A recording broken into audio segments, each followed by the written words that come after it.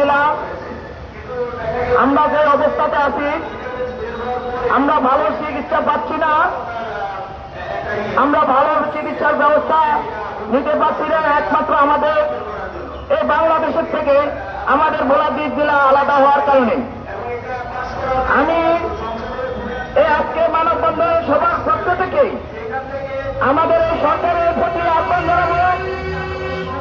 এই 3টি হাসপাতালের ভিতরে একটি হাসপাতাল ভোলাদ্বীপ জেলায় দেওয়ার জন্য আমাদের এই ভোলাদ্বীপবাসীর থেকে আমি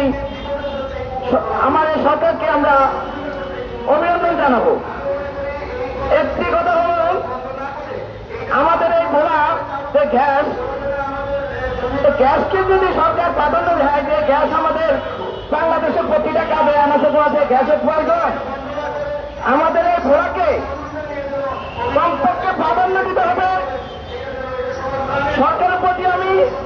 দৃষ্টি আকর্ষণ করে বলছি, আমাদের ভোলাদ্বীপ জেলা প্রধান, আমাদের এই যারা সদস্য সভাপতি সেক্রেটারি যারা আছেন,